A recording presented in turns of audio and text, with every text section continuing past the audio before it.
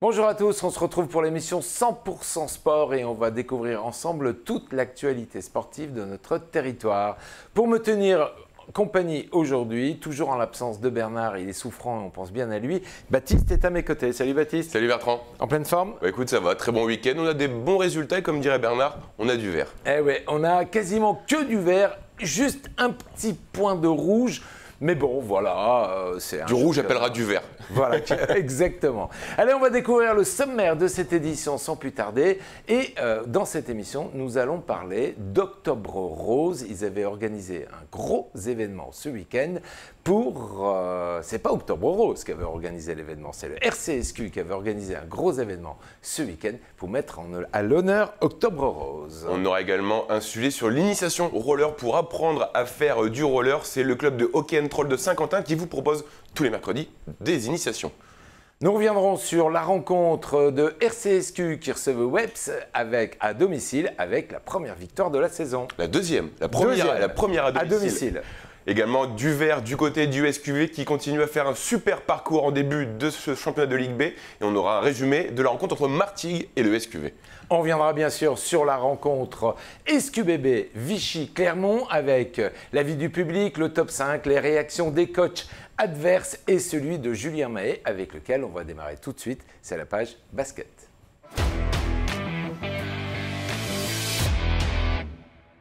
Ça y est Baptiste, on est rentré dans le vif de ce championnat que l'on attendait et de la plus belle des manières. Exactement, Julien Mahé avait donné rendez-vous le 14 octobre et le SQBB a su répondre à ce rendez-vous avec succès. Le remake du quart de finale de play-off l'année dernière a tourné à l'avantage des Saint-Quentinois. Un match tous les locaux, Bertrand l'a vu, on menait au score durant 40 minutes avec un départ en boulet de canon, 23 puis 25-9 à la fin des 10 premières minutes. Encore une fois, beaucoup d'agressivité, une belle intensité défensive encore une fois, même si on s'est fait une petite frayeur en fin de match avec 2 ballons perdus. Mais ce qu'on peut dire, c'est que le SQBB entame sa saison de la meilleure des manières, Bertrand. Alors 2 éléments sont à retenir dans cette rencontre. Le premier, c'est la défense. C'est vrai, encore une fois, un petit peu à l'image du match de la semaine dernière face à Lille à domicile où on a vraiment montré une grosse intensité défensive. D'ailleurs, Vichy n'a mis que 25 points après 20 minutes de cette première mi-temps. C'est en défense qu'on gagne des matchs, comme on dit, et ça commence bien évidemment par là. Et pourtant, Vichy, il y avait du monde sur le terrain. Il y avait une belle équipe, notamment Charles-Henri Bonchard, qui n'a pas laissé beaucoup de bons souvenirs aux supporters saint-quentinois. Il s'est fait pas mal siffler. Il s'est fait siffler, mais comme quoi, l'aime pas. Mais comme quoi les supporters n'ont pas oublié. Après, je pense qu'il ne fallait pas non plus le siffler durant tout le match. Certes, ça l'a déstabilisé, mais voilà, c'est ce qui est passé. Mais voilà, on a vu un très beau SQBB. C'est vraiment de bon augure avant la suite de cette saison et un gros déplacement ce week-end à Orléans.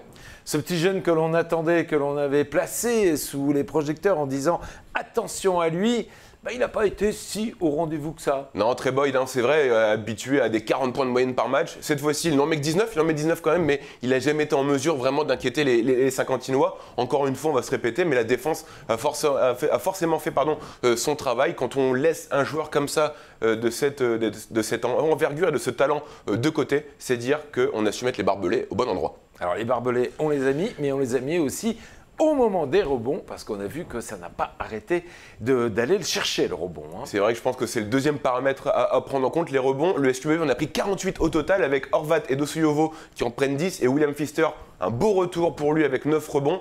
32 seulement pour Vichy. La victoire, je pense qu'elle est également passée par cette présence sous les arceaux, aussi bien en défense qu'en attaque, parce que les rebonds off et les rebonds def ont été présents des deux côtés. Puis on a vu que qu'on s'est battu sur ces rebonds. Ouais, c'est qu'on monte de l'intensité, de l'agressivité, au bon sens du terme bien évidemment, mais voilà, le SQBB a su répondre présent. Maintenant, il va falloir que ça continue, mais c'est une prestation plutôt séduisante face à Vichy-Clermont, comme je le disais tout à l'heure, qui a laissé de bien mauvais souvenirs aux Saint-Quentinois, mais cette fois-ci, les souvenirs sont inversés.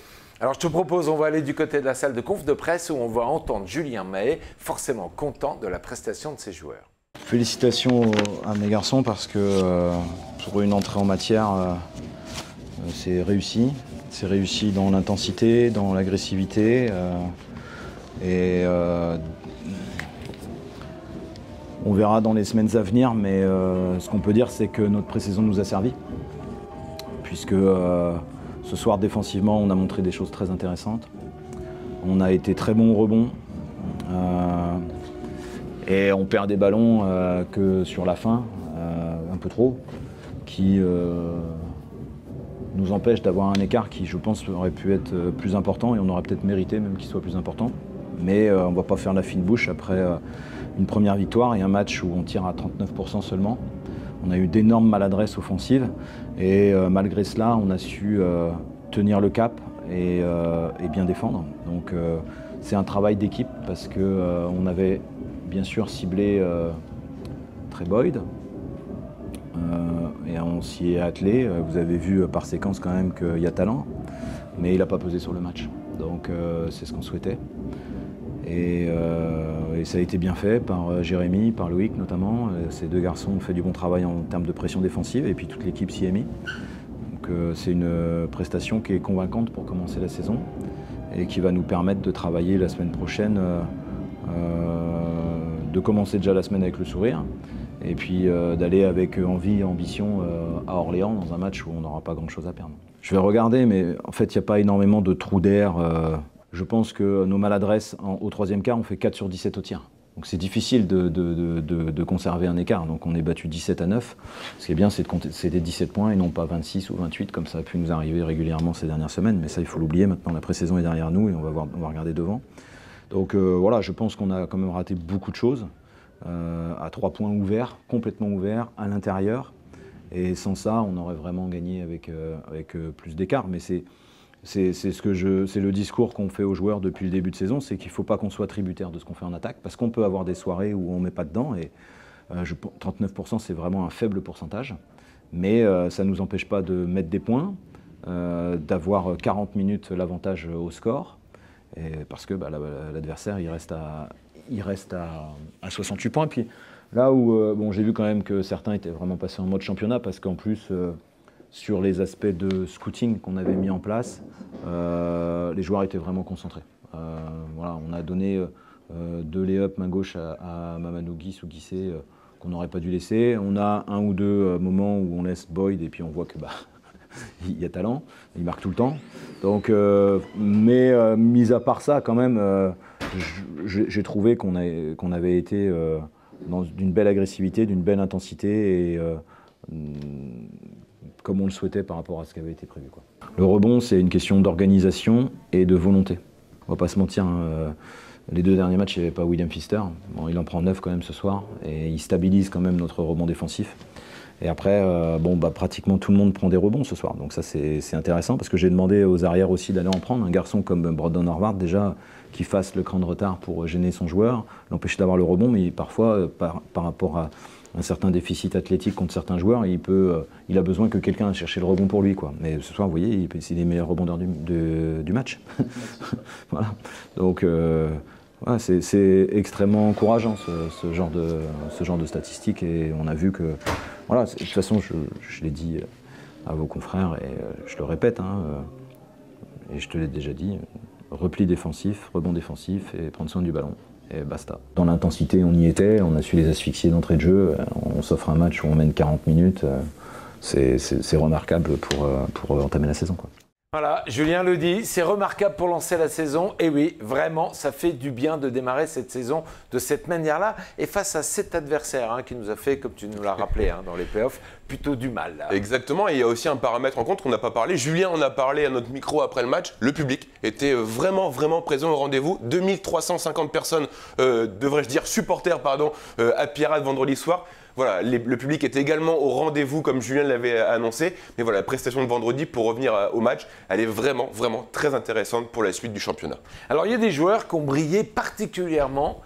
C'est Loïc Schwartz, par exemple, le nouveau venu. Ouais, c'est vrai, il était constant, précieux à longue distance. Notamment, j'ai un souvenir où il fait 3 sur 3 d'affilée à longue distance. L'international belge a rendu une très belle copie. 12 points, 2 rebonds, 4 passes pour 13 d'évaluation en 34 minutes. Il a vraiment été lancé très vite dans le bain par Julien. Mais voilà, c'est un joueur d'expérience. Il aime ces moments un peu clutch, ces moments un peu chauds. Et je pense que c'est une bonne pioche pour Julien. Bientôt le retour de Benoît ? Alors, on est sur un retour à la compétition. Attention, tout doucement, je pense qu'on ne le reverra pas. On l'a vu à l'entraînement la semaine dernière. On l'a vu, alors il commence à re-shooter, mais attention, une cote, ça reste très fragile. Donc, pour en avoir discuté un petit peu avec lui, il estime certainement un retour à la compétition fin octobre, début novembre. On va devoir encore être privé de Benoît, notre capitaine gilet, pendant quelques matchs encore. Bon, qu'il prenne soin de lui. En tout cas, l'équipe est là derrière pour être là dans ces différents moments forts. C'est d'ailleurs le numéro 0, celui dont on parlait il y a quelques instants, que l'on va découvrir. Il était en conf de presse, on l'écoute. Ouais, le coach avait demandé qu'on soit agressif, intense dès le début. Et je pense que c'est ce qu'on a fait. Parce qu'ils ont marqué peut-être 7 ou 9 points au premier quart. Donc je pense qu'on a vraiment fait le job attendu venant du coach. Et après, ça a évidemment lancé notre match, puisqu'on était dans le rythme. On m'a déjà dit que le troisième quart-temps à Saint-Quentin, c'était pas facile. Mais bon, il faut se rendre compte que le basket, c'est pas un sport qui est linéaire. Donc il y aura des hauts, des bas pendant le match. Et le plus important, c'est pouvoir se relever dans les mauvais moments. Et je pense qu'on a réussi, parce qu'à la fin, on a la victoire. Clairement, la défense, c'est la chose la plus importante. C'est ce que le coach privilégie.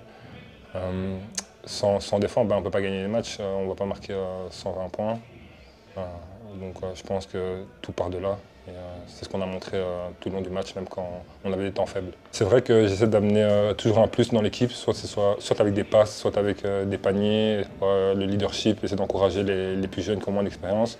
Donc aujourd'hui, c'était peut-être des paniers à 3 points, un autre jour, ce sera autre chose, peut-être une défense. Il faut toujours pouvoir amener quelque chose, un plus à l'équipe, et c'est comme ça qu'on engendrera des victoires. Je suis vraiment étonné par l'ambiance, parce que quand je suis arrivé, on m'a dit c'est une petite ville, c'est pas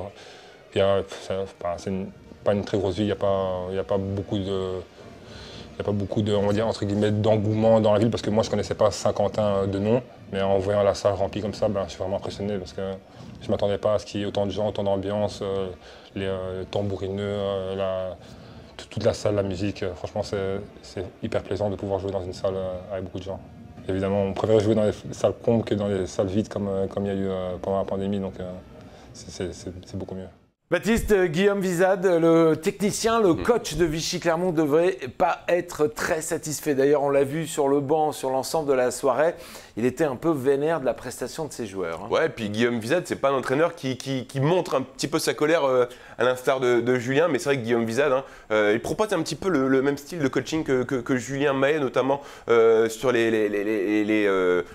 l'attaque, pardon, je vais y arriver. Mais voilà, Guillaume était pas forcément ravi, parce qu'il attendait une équipe de Vichy en réaction après la lourde défaite qu'ils ont subie face à Boulazac la semaine dernière en Leaders Cup. Ils ont pris 30 pions là-bas. Donc il voulait vraiment une réaction. La réaction, balle n'a pas eu lieu. Tant mieux pour les Saint-Quentinois, j'ai envie de dire.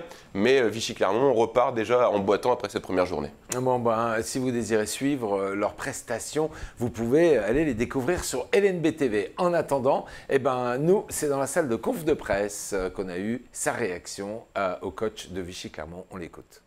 Il est rentré de manière très timide. C'est pas suffisamment engagé dans les actions.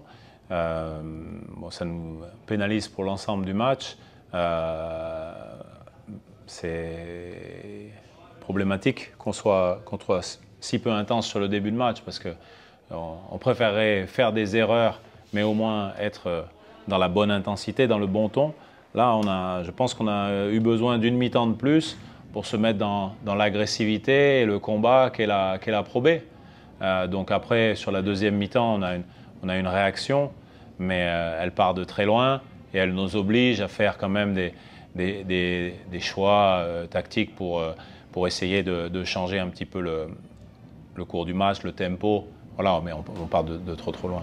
Saint-Quentin fait un très bon début de match. Ils ont de l'alternance, ils ont de l'adresse. Ils trouvent quand même assez vite de l'adresse à 3 points.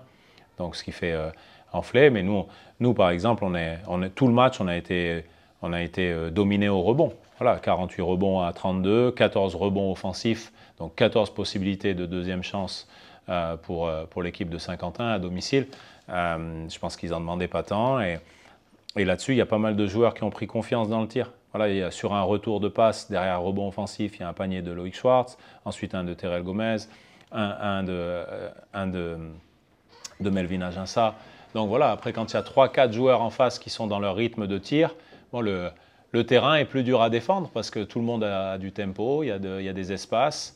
Et en plus de ça, voilà, notre repli défensif n'est pas au niveau en première mi-temps. Donc ça fait beaucoup de choses qui sont pas à l'endroit. Donc ça, il n'y a que par le travail qu'on peut mettre ça. Et puis voilà, on a encore des joueurs qui sont un peu courts, qui sont arrivés tard dans la préparation comme Yvan, qui manque de compétition. Thomas Ville qui a repris il n'y a même pas 10 jours, qui lui aussi a besoin de rythme et de ballon. Léopold avec ses 2 petites entorses et sa prépa. Voilà, c'est pas pour trouver une excuse, mais si on veut trouver le bon tempo, il faut que tout le monde redouble d'efforts pour se mettre dans le rythme. Là, on va avoir une semaine pleine de travail avant la réception de Saint-Vallier. Et là, il faut lancer notre saison en termes d'intensité sur 40 minutes, parce que ce soir, voilà, sur courant alternatif, on ne peut pas exister à l'extérieur. Chaque semaine, je sais que vous l'attendez, c'est le fameux top 5 entre les contres aériens et les différents dunks que l'on a vus, y compris même du côté de Vichy. On a eu un très beau dunk. Qu'as-tu choisi pour ce top 5 ? Alors il y a cette action dont tu parles, le dunk de Mamadou Guissé, mais j'ai pas envie de spoiler un petit peu ce top 1. Le top 1 cette semaine, c'est un dunk qui est peut-être pas extraordinaire, mais vous allez voir le joueur qui réalise cette action, c'est pour ça que je l'ai choisi. Ah ouais, ça m'étonne pas, je vois à quoi tu fais allusion. On découvre tout de suite le top 5.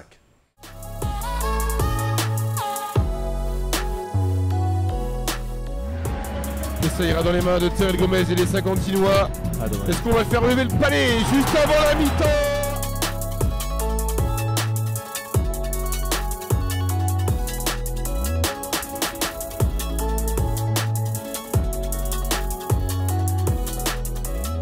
Plus 15 déjà dans ce premier quart-temps, en même pas 7 minutes. Terrell Gomez est encore là. Est-ce qu'on va finir le boulot avec Mr. Melvin Aginsa?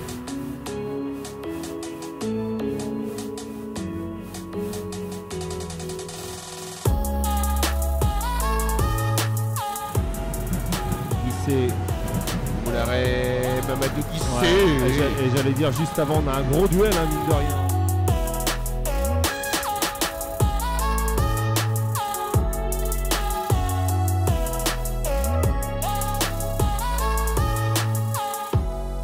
Allez, il faut, voilà.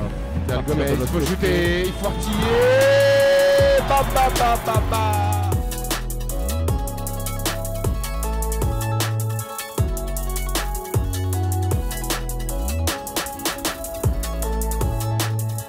Et le jeu placé. Allez, Ndoye qui se trouve. Oh là là.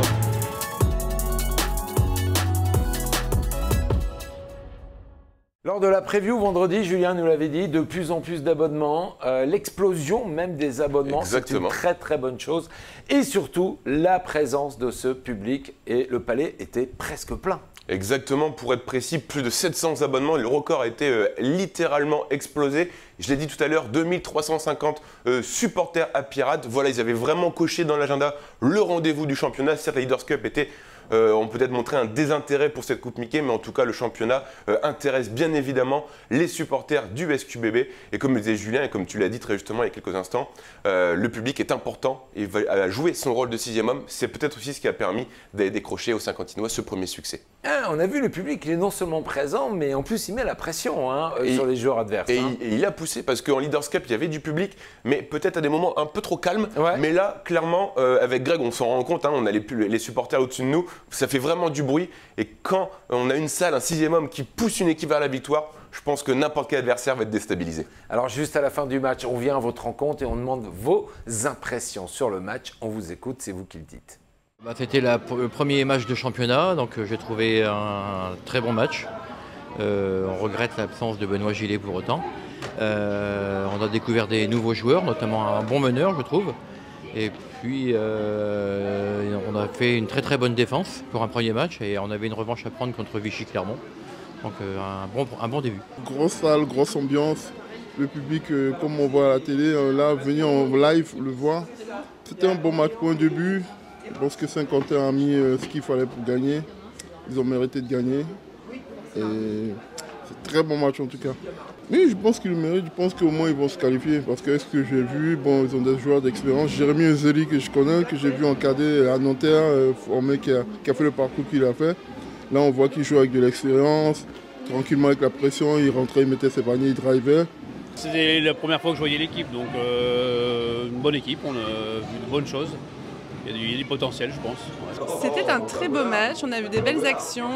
Ils se sont battus pour avoir le ballon. Franchement, c'était un très très beau match. Dynamique, ils ont bien joué, on était contents. On l'espère toujours qu'ils vont avoir le niveau. Mais pour l'instant, bon, ça a l'air d'être bien parti là. Jusque maintenant, c'était pas formidable, mais là, ça a l'air de bien démarrer. On verra bien.